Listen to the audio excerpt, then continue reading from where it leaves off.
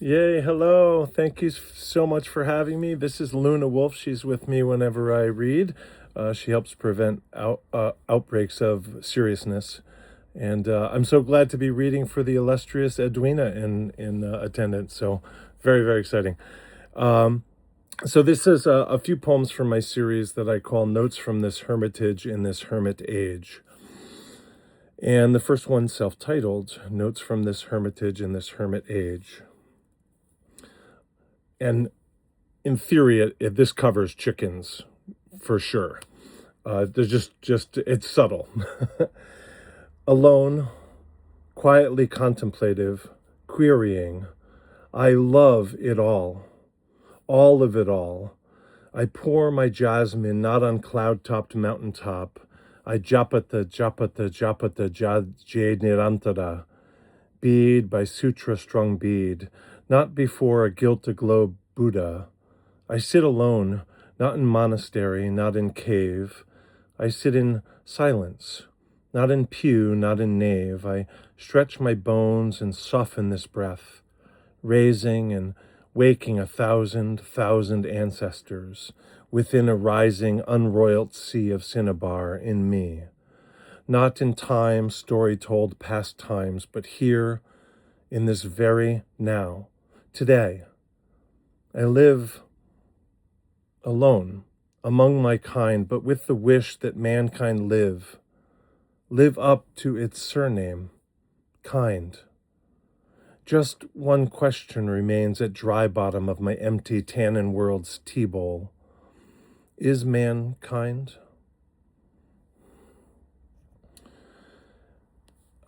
This next is called Mountains, Rivers. For teaching me of unknown paths, for hinting to me of fogs at feet, for reminding me of sunrise tea, for showing me both ink stain and light rain, for simply savoring the simple life, for illustrating the service of the eremite, for singing to paulownia blossoms, for dancing with loneliness, for sculpting sorrow and joy, for nights in caves, for ragged cloths pulled tight against the biting, bitter frosts, for wondering at tiger tracks and losing food to monkey packs, for hunger days and thirst nights, for solace found in the brethren free, high mountain, echoless and grand, lonely, for smiling to passing clouds, for bowing to bent bamboo, for conversing with berries, for chorusing with birds, for sitting at the feet of pebbles, for asking deep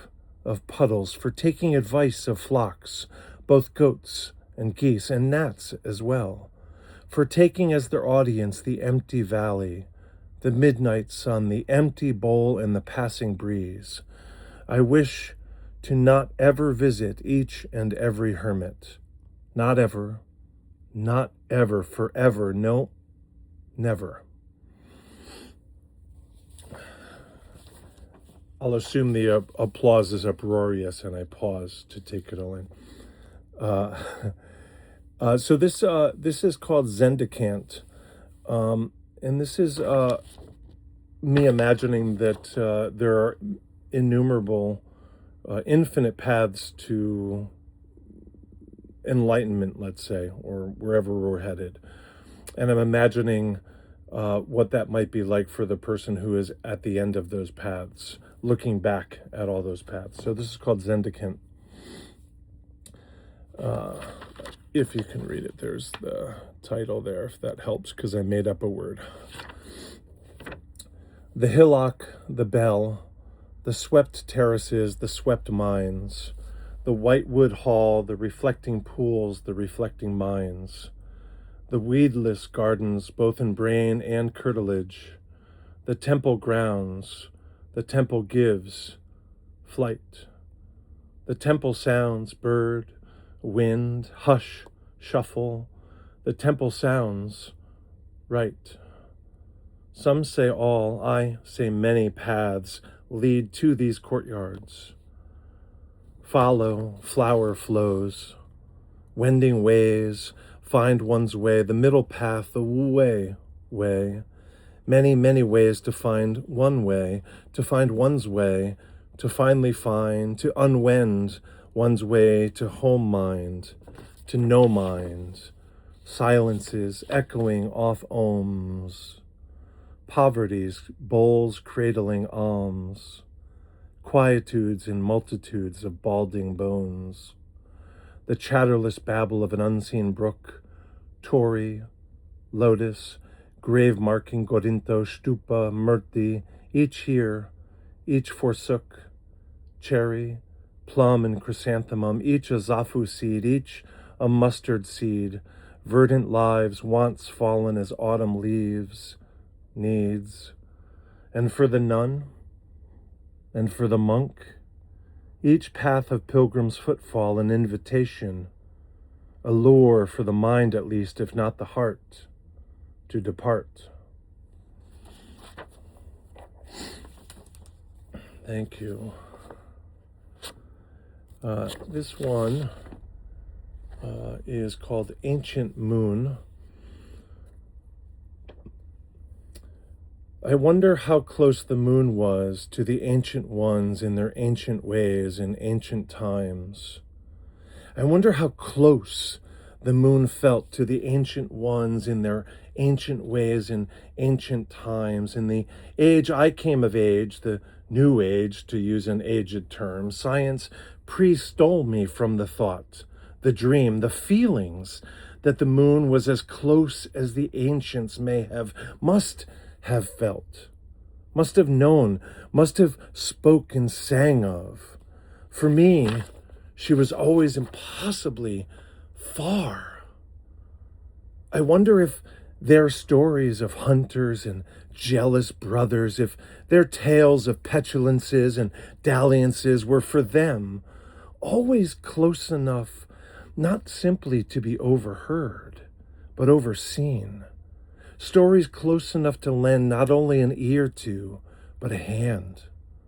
I wonder if the moon was closer then for the ancient ones in their ancient days and their ancient ways to reach out, to maybe, just maybe, reach out and help their gods.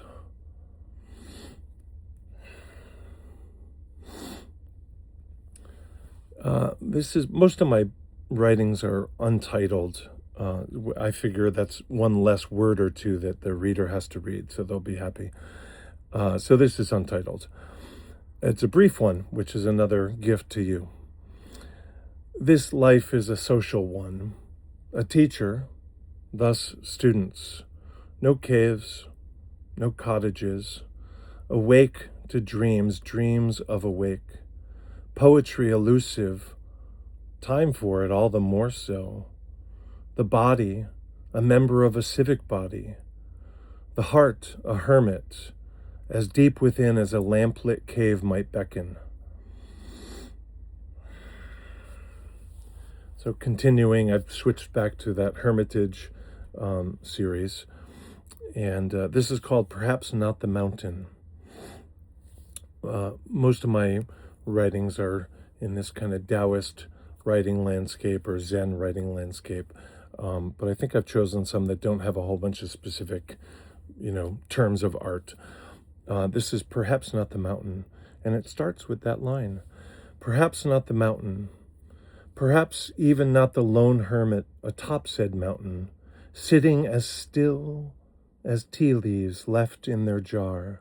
Perhaps not the mountain, so unneedful of needs, of deeds, now moving as imperceptibly, as slowly, as wakefully as the still tea leaves, damp on the saucer, unfolding like mornings in morning's new light. Perhaps not the mountain, so unmindful of mind, of mankind, perhaps not the birds, resting in nooks or rookeries by snow lines and green lines, perhaps not the lizard or sheep, one sharp-edged like the low edges of shift rock, the other white-topped like lost edge of the high top. Perhaps not the leopard, rare as the swear from the hermit, still stretching out her mourning. Perhaps None know the mountain is a slow wave of earth, a slow wave come crashing so slowly into shallower earth, a great primeval upheaval.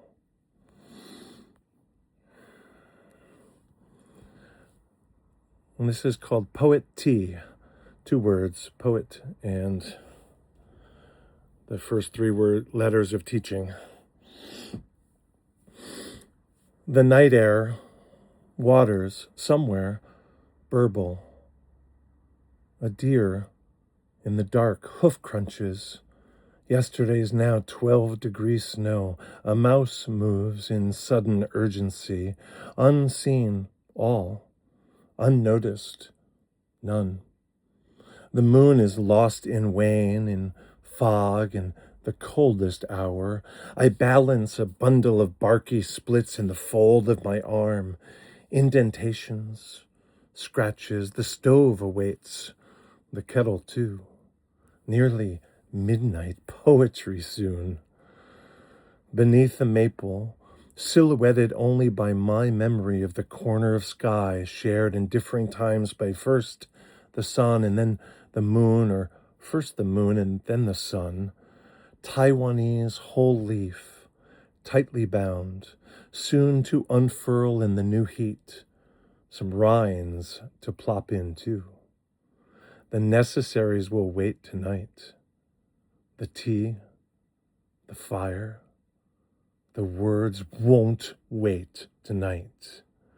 They are the actual necessary.